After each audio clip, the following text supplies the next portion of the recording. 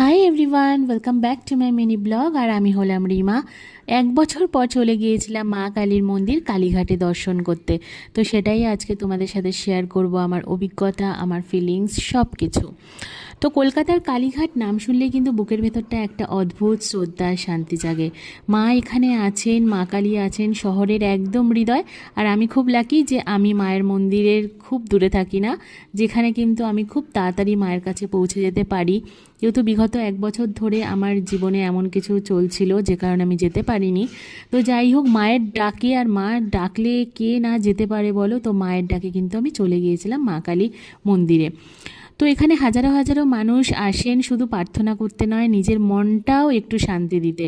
কালীঘাট মন্দির হলো 51টি শক্তিপীঠের একটি, যেখানে কিন্তু বিশ্বাস করা হয় দেবী সতীর ডান পায়ের আঙ্গুলটি পড়েছিল, আর সেখান থেকেই এই পবিত্র স্থানটি। আর এখানে এলে শুধু মনের শান্তি না, একটা শক্তিও মনের মধ্যে জেগে ওঠে, যেটা কিনা আমি বারবার ফিল করি। কালীঘাট শুধুমাত্র মন্দির নয়, এটা একটি অভিজ্ঞতা, এক অনুভূতি মাত্র, কলকাতার আত্মার অংশ। আমার তো ভীষণ ভাল লাগে, যখনই মা ডাকেন আমি বারবার চলে যাই। তো মায়ের মন্দিরে আসার জন্য অনেক দিন ধরেই মনটা ছটফট করছিল। আর এখানে দেখো বৃষ্টি পড়ছে, অঝরে আজকে কিন্তু বৃষ্টি পড়ে যাচ্ছে। তো অনেক দিন ধরেই ভাবছিলাম আবারও 1 বছর পর এলাম মায়ের মন্দিরে পুজো দিতে। 1 বছর পর, হ্যাঁ 1 বছর। কারণ জানোই সবাই, যারা জানো যে বাবা চলে যাওয়ার পর থেকে তো আর আসা হয়নি। তো বাবার 1 বছর কমপ্লিট হয়ে যাওয়ার পর তারপরে এলাম মা কালীর মন্দিরে পুজো দিতে কালীঘাটে। খুব ভালো লাগছে। তো যাই হোক, এইটা হচ্ছে ব্যাপার। আর মা তো সার্বজনীন, মা সব কিছুই জানে, আর মায়ের কাছে কিছুই কঠিন না। তো মায়ের কাছে কিন্তু চলে আসলাম আজকে কালীঘাটে পুজো দিতে। ভীষণ ভালো লাগছে।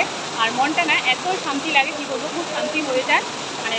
মন খুব শান্ত লাগে, খুবই শান্তি একটা ভাব এসে যায় মনের মধ্যে। আর কী বলবো, এটাই হচ্ছে কথা।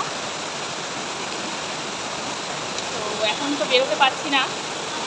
মাকে পুজো দেওয়ার পর মন শান্তি, প্রাণ শান্তি, সব কিছু। তো আবারও চলে আসবো। আমার তো বেশি দূরে না, বাড়িরই কাছে, কিন্তু আসা হয়নি। আর বাইরে বৃষ্টি হচ্ছে বলে এখন বেরোতে পারছি না। একটু বাজেই বেরিয়ে যাবো, দেখে বৃষ্টিটা কখন থামে। ঠিক টাইমেই একদম এসছি, যেখানে এখন স্কাই ওয়াকে উঠে গেছে। এখানটাতে যাই হোক বৃষ্টি না। তো মায়ের মন্দিরে পুজো দেওয়া হয়ে গেছিলো। 1টার সময় মায়ের মন্দির বন্ধ করে দেয়। এটা আমাদেরকে বললো ঠাকুরমশাই ওখানে, যে 1টার সময় মায়ের মন্দির বন্ধ হয়ে যায়, কারণ যেহেতু ভোগ দেওয়া হয়, তাই আবার 4টের সময় চলে যায়। তো যাই হোক, ঠিক আছে, চলো তাহলে পরে কথা হচ্ছে। আমার এই মিনি ব্লগটি কেমন লাগলো, আশা করি তোমাদের ভালো লাগলো। ভালো লাগলে প্লিজ আমাকে সাপোর্ট করো, আর আমার ভিডিওগুলোকে লাইক করে দিও, আর শেয়ার করে দিও অনেক, আর এইভাবেই ভালোবাসা দিয়ে যেও। তাহলে আজকে এতটুকু, দেখা হবে আবার নেক্সট ভিডিওতে। তাহলে আজকে যেন টাটা, জয় মা কালী।